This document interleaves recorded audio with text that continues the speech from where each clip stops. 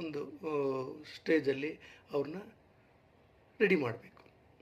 So ಆ ಒಂದು ಅವಕಾಶವನ್ನು ಕಲ್ಪಿಸೋದಕ್ಕೆ ಈ ಸಮ್ಮರ್ ವೆಕೇಷನ್ ಸುವರ್ಣ ಅವಕಾಶ, ಒಂದು ಕಾಲ, ಏಪ್ರಿಲ್ ಆ್ಯಂಡ್ ಮೇ.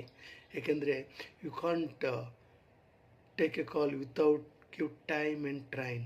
ನೀವು ಮಿನಿಮಮ್ 3-6 ತಿಂಗಳ ನಿಮ್ಮ ಮಕ್ಕಳಿಗೆ ಟೈಮ್ ಕೊಡಬೇಕು ಮತ್ತು ಟ್ರೈನ್ ಮಾಡಬೇಕು.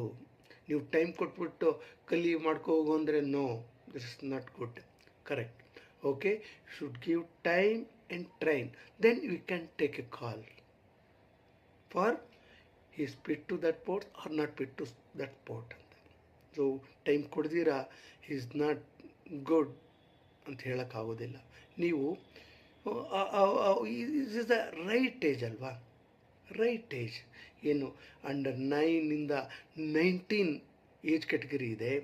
ಇದು ದೇರ್ ಮಸಲ್ ಮೆಮೊರಿ ಮತ್ತು ಬೋನ್ಸ್ ಗಟ್ಟಿ ಆಗುವಂಥ time, is the right age. So ಈ ಟೈಮಲ್ಲಿ ನೀವು ಏನು ಆ್ಯಕ್ಟಿವಿಟಿ ಕೊಡ್ತೀರಾ, that is life long carry forward. Suppose ನೀವು ಇವಾಗ ಅವ್ರಿಗೆ ಈ ಆ್ಯಕ್ಟಿವಿಟಿ ಕೊಟ್ಟಿಲ್ಲ ಅಂತಂದರೆ ನಿಮ್ಮ ಮಕ್ಕಳು ವೀಕ್ ಆಗ್ತಾರೆ. ಆಫ್ಟರ್ 20 ಇಯರ್ಸ್ವರೆಗೂ ಬೆಳವಣಿಗೆ ಕಾಲ. ಈ ಬೆಳವಣಿಗೆ ಕಾಲದಲ್ಲಿ ನೀವು ಅವ್ರಿಗೆ ಆ್ಯಕ್ಟಿವಿಟಿ ಕೊಡಲೇಬೇಕು.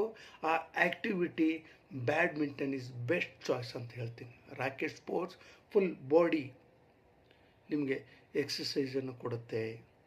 ನನ್ನ ಮಗ ಅಥವಾ ಮಗಳು ಸೊ ಚಾಂಪಿಯನ್ ಆಗಿಲ್ಲ ಅಂದ್ರೂ ಲೈಫಲ್ಲಿ ಅವನು ಚಾಂಪಿಯನ್ ಥರ ಬೆಳಿತಾನೆ. ಯಾಕೆಂದರೆ ಫುಲ್ ಗಟ್ಟುಮುಟ್ಟಾಗಿ ಒಳ್ಳೆ ಫಿಟ್ನೆಸ್, ಹೆಲ್ತ್, ಆಮೇಲೆ stamina, strength, awesome. Badminton player ಆಡುವವರು ನೋಡಿ ಇವಾಗಲೂ ಯಾಕೆ badminton up to 85 years age category have championship world wide. ನಮ್ಮ ಬೆಂಗಳೂರಲ್ಲೂ ಇದೆ, ಕರ್ನಾಟಕದಲ್ಲಿದೆ, ಇಂಡಿಯಾ ವೈಸ್ ಎಲ್ಲ ಕಡೆಗೂ 85 years age category badminton championship.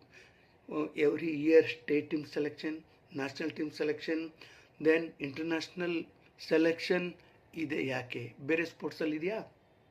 85ವರೆಗೂ athletic ಸ್ಟೇಜಲ್ಲಿ ಬಿಟ್ಟರೆ ಬೇರೆ ಸ್ಪೋರ್ಟ್ಸಲ್ಲಿ ನಾವು ನೋಡೋಕ್ಕಾಗೋದಿಲ್ಲ. ಸೊ ಹಾಗಾಗಿ badminton is A best choice. ದಯವಿಟ್ಟು ಈ ಸಮ್ಮರ್ ಕ್ಯಾಂಪನ್ನು ನಿಮ್ಮ ಮಕ್ಕಳಿಗೆ ಸೇರಿಸಿ ಆ ಒಂದು ವೆಕೇಷನ್ ಟೈಮನ್ನು ಯುಟಿಲೈಸ್ ಮಾಡಿ ಅಂತ ಹೇಳ್ತಾ ನನ್ನ ಮಾತು ಮುಗಿಸ್ತೇನೆ. ನಮಸ್ಕಾರ.